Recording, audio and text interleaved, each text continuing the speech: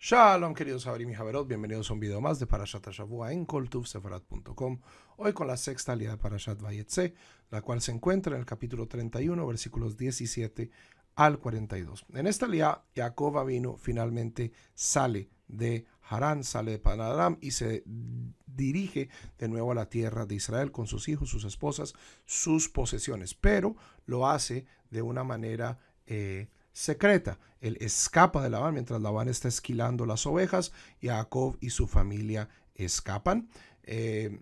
Cuando Labán se da cuenta de esto, lo persigue y se encuentran en la zona de Gilad, que es hoy el norte de Jordania más o menos. Y aquí ocurre un intercambio muy fuerte, primero de Labán y luego de Jacob. Labán, por supuesto, siempre meloso, comienza a decir, pero ¿por qué te fuiste? Yo quería besar a mis hijas, no me has dado nada. Y luego comienza a meter amenazas.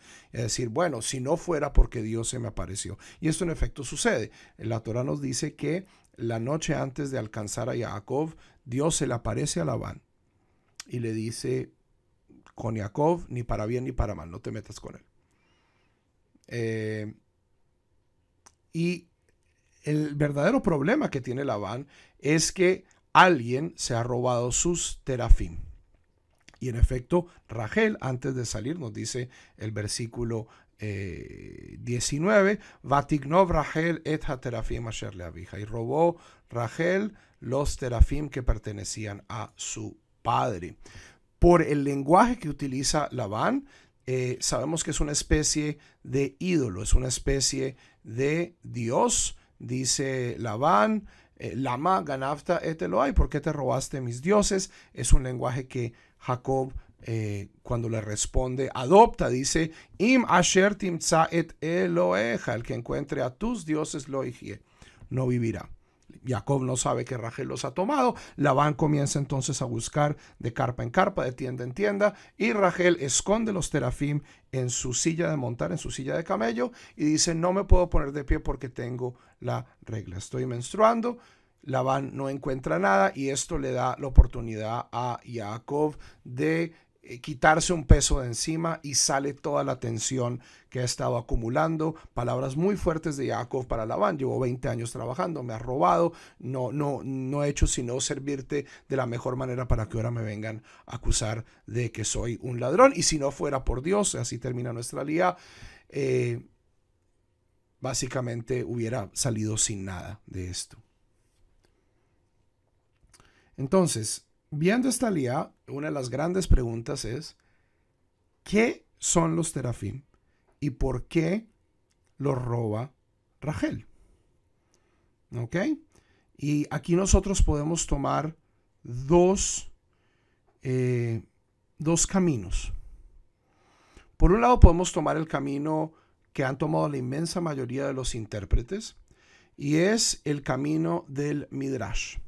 Pero el Midrash tiene algo que es muy importante, o sea, es de cierto modo la gasolina que anima el Midrash, que es de cierto modo proyectar nuestros valores sobre el texto bíblico. Es utilizar el texto bíblico como una plataforma para explorar, para clarificar, para enseñar nuestros valores. Entonces, el Midrash, por ejemplo, uno de los Midrashim que cita Rashi, dice, mira, esto claramente son ídolos caseros, y el propósito de Rachel, muy piadosa Rachel Imeinu, era alejar a su padre de la idolatría. Porque sería imposible pensar que Rachel Imeinu les concediera algo de poder. Entonces, por supuesto, porque eso sería de cierto modo al menos una bolería, idolatría. Entonces, claramente lo que estaba haciendo Rachel era tratando de salvar a su padre. Es un midrash muy bonito. Pero incluso dentro de los mismos midrashim, Ibn Ezra, por ejemplo, critica a Rashi diciendo, si ese fuera su verdadero interés, entonces se hubiera deshecho de los ídolos inmediatamente y no los hubiera cargado. Estos ídolos acaban siendo enterrados debajo de una encina en Eretz Israel, muchísimo tiempo después. Y dice, no, los terafim eran una especie de estatua con poderes adivinatorios. Eso es lo que dice Ibn Ezra, basándose en algunos midrashim. Y el propósito de Rachel al robarlos era evitar que su padre los usara para localizarlos. ¿Ok? Lo cual pues Labán definitivamente no necesita. Labán los localiza sin ningún problema, sin recurrir a terafim. Pero incluso los Rishonim están dispuestos a conceder que tal vez nuestros patriarcas vivían en un mundo diferente. O sea, que las presunciones religiosas de nuestros patriarcas tal vez no son exactamente iguales a las nuestras. Cuando nosotros vemos este texto desde una perspectiva histórica, la imagen se complica aún más. Y el primer lugar, antes de ir a estudios comparativos o arqueología, que en efecto se ha descubierto mucho, es utilizar el mismo texto de la Torá como una llave para entender qué son estos terafim. Aquí parecen ser una especie de ídolos caseros. En muchas culturas antiguas existía el ídolo casero. Pues, por supuesto, había templos y sigurats y pirámides con imágenes idolátricas gigantescas que servían un rol político, además de un rol litúrgico, pero la inmensa mayoría de la gente del común lo que tenía era un pequeño altar en sus casas. Esto en Roma se llamaban los lares o los pénates y tenían un rol muy significativo en la vida cúltica de las personas. Pero cuando nosotros vemos este uso de terafim en la Biblia, vemos que es bastante más gris que lo que nosotros inmediatamente diríamos.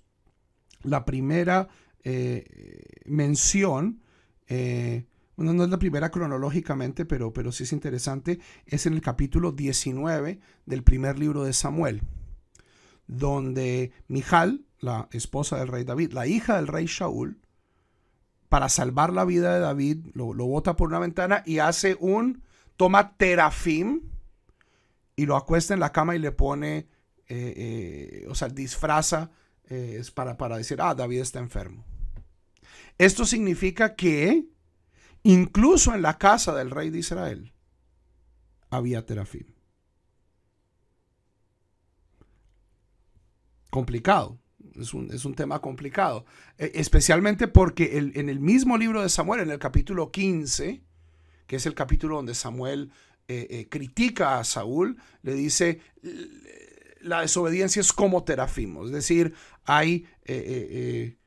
Samuel está utilizándolo de una manera negativa. Y esto es posible, o sea, esta es una tensión que se ve a través del texto del Tanaj, y es que hay una religión de los profetas, hay una religión que se acerca mucho más a lo que hoy nosotros entendemos como monoteísmo hebraico, como judaísmo, mientras que lo que practicaba la mayoría de la gente era bastante más mixto. Simplemente porque alguien aparece en la Biblia o porque está en una época muy antigua, no significa que tenían un culto y una imagen de Dios igual a la nuestra. Es más, esto es bastante improbable.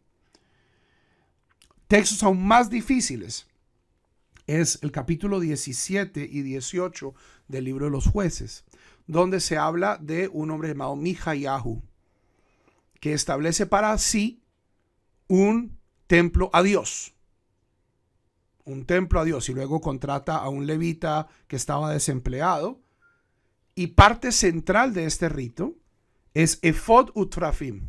Hace unas estatuas de Dios, o sea, del Dios de Israel, lo cual ciertamente está prohibido, y hace Efod Utrafim. Efod y terafim, los cuales luego son hurtados por la tribu de Dan. La tribu de Dan es exiliada de su territorio original y migran hacia el norte y se roban esto y establecen su propio templo a Dios. Lo cual el libro de los jueces no ve con buenos ojos, pero sí nos demuestra que terafim eran una parte muchísimo más activa de ciertos cultos, incluso dentro del pueblo de Israel, en la época antigua. Esto es reiterado en el tercer capítulo del profeta Oseas, que es muy breve, donde dice que va a haber una época donde no va a haber ni sacrificios, ni matzebot, ni efod, ni terafim. Es decir, que la gente no va a tener templo. Y menciona aquí terafim como una parte integral de el servicio cúltico israelita antiguo. Entonces, por un lado tenemos el Midrash en el que inmediatamente decimos terafim, ídolos, y ciertamente lo eran. O podemos verlo desde el lado histórico, donde es bastante más explicable la naturaleza de estos objetos. Y no debe sorprendernos. O sea, incluso en la época antigua, muchas de las personas que son parte de nuestra tradición vivían en un mundo complejo, donde había otras influencias religiosas. No porque alguien sea un patriarca o una matriarca de la nación, significa que su teología, o que su relación con Dios, o que su lenguaje sobre Dios, o que sus prácticas van a ser exactamente iguales a las nuestras. En unos textos que se han encontrado en Turquía, que se llaman los textos de Nuzi, que son de textos se describen las prácticas de los nómadas de Padán Aram, o sea, literalmente de donde era Labán. Se habla, por ejemplo, del matrimonio levirático, de que si un hermano muere, debe tomar, de que si una mujer podía dar a luz, su esclava podía dar a luz sobre sus rodillas y el hijo se consideraba parte de eso. O sea, nos clarifica mucho del contexto histórico de los patriarcas. Y sobre los terafim se habla de que el que posee los terafim es de cierto modo es el poseedor de la tierra. En un mundo analfabeta, los patriarcas eran analfabetas. Abraham, Isaac y Jacob no sabían leer y escribir. Labán tampoco. ¿Cómo pruebo yo que esta tierra me pertenece? O que yo soy el pater familias, que yo soy el dueño de este lugar. No es con un documento. Los documentos son cosas de reyes, ¿cierto? Para lidiar con otros reyes que tienen escribas que pueden guardar transacciones. Pero la gente del común determinaba posesión de la tierra o determinaba señorío a través de la posesión de los terafim. Entonces, desde una perspectiva histórica, esto nos puede aclarar que lo que Rachel de cierto modo estaba haciendo era garantizando la libertad propia y de Jacob. Es decir, el pater familias, el dueño de la familia, no es Labán, sino es Jacob, que se lo merece. Es un acto muy osado de Rachel, pero sabemos que Rachel es una matriarca muy osada, es una matriarca que es proactiva, ¿cierto? Recordemos el tema de los Dudaim, de las mandrágoras. Ella va, ¿cierto? Es la pastora que va y se encuentra con Jacob. Es una mujer echada para adelante, como decimos en Colombia. Y aquí está tomando, o sea, viéndolo desde este filtro histórico, un acto no religioso, sino un acto de garantizar la libertad propia y de su esposo y de sus hijos. Y esta es la razón por la cual ella no se deshace de estos terafim. Porque esto es como decir, yo tengo las llaves de la casa, tengo el título de la propiedad del carro. Esto me pertenece, yo soy libre.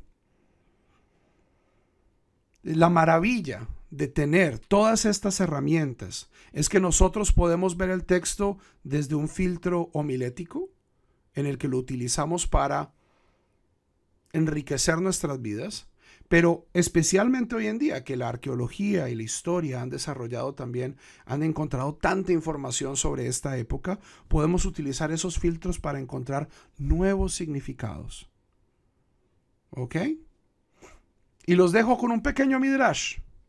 Dice Jacob, Im asher timtza et Eloheja lo ihye. Aquel que encuentre a tus dioses no vivirá. El castigo de tener visiones equivocadas de Dios, de tener ídolos, ya sean de piedra, de madera o de nuestro propio cerebro, ¿cierto? Porque uno puede crear ídolos en nuestro propio cerebro, es que no nos dejan vivir. Tener una teología malsana es, o sea, porque la idolatría está basada en una teología malsana. Es pensar que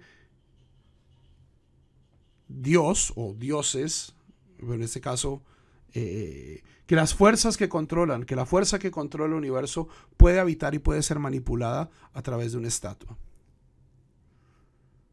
Creer en eso es castigo suficiente. ¿Por qué? Porque es obvio que no funciona.